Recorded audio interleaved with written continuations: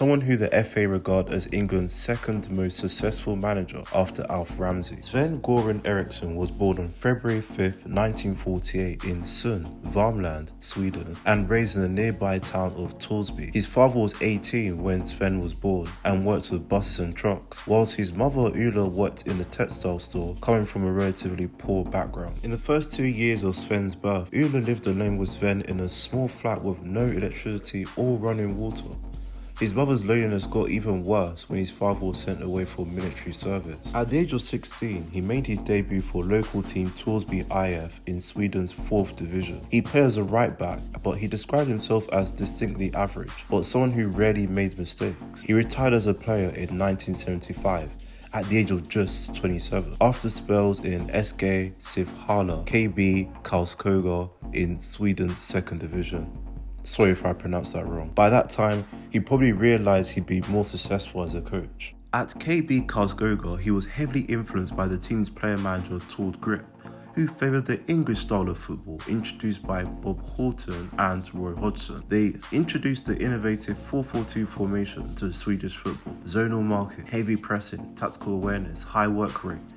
This laid the foundations for Sven's managerial career. After retiring as a player, he transitioned into coaching, starting with Swedish side Degerfors IF in 1977, aged just 28. In his second season as manager, he led Degerfors to the 2nd tier of Swedish football. He received a lot of attention, which led to his appointment at IFK Göteborg in 1979. There he achieved his first major success in winning the 1982 UEFA Cup. A major reason why he succeeded at Göteborg was because he prioritized results rather than just stylish, flashy football, which wasn't popular, but definitely proved successful. That's when Sven's career took off, because in the following season, he would win consecutive league titles with Benfica in Portugal. Thereafter, he had spells in Italy with Roma and Fiorentina, 5 years with Sampdoria. With Lazio, he won their 2nd ever Serie A title, Coppa Italia, Supercoppa Italiana, and UEFA Cup Winners' Cup. Winning league titles in 3 different countries alone just showcases Sven's skill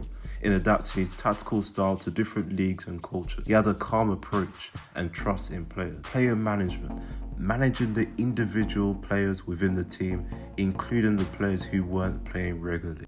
All those diverse experiences and being exposed to high pressure environments and elite players in Europe, America, Africa, Asia just allowed Sven to just absorb different football cultures and styles and grow as a coach.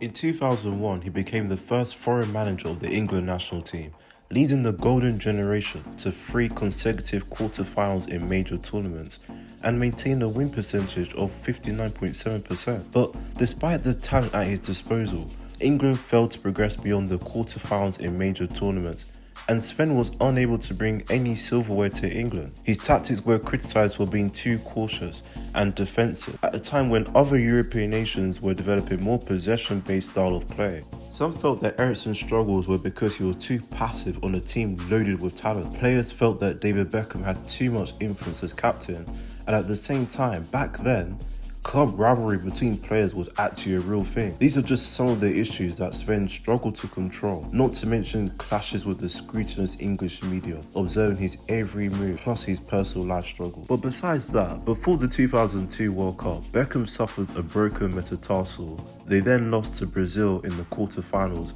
who went on to win that tournament. In Euros 2004, they lost to Portugal on penalties. In the lead up to the 2006 World Cup, Rooney lacked fitness, which affected his influence as the key player in the team. Rooney decided to take an early shower in the quarterfinals, and England lose again to Portugal on penalties. Am I the only one seeing this pattern of bad luck? Some luck was not on Sven's side. But that doesn't subtract from what he achieved as a foreign England manager and how he improved their ranking from 17th to 5th. Over 67 games with England, 59.7% win percentage, which actually bumped up to 68.4% in competitive matches. 3 consecutive quarterfinals in major tournaments, which given the talent is not great, but it's still better than Steve McLaren, who failed to qualify for Euros 2008. Under Fabio Capello, England suffered a hefty 4-1 defeat to Germany, regardless of whether this was called a goal or not. Roy Hodgson couldn't get past Iceland in round of 16 of Euros 2016. Southgate had more successful runs in both the Euros and World Cup, but the argument could be made that his tenure with England was more favourable for success. But still, in 2024-25, no coach has brought a single silverware to England.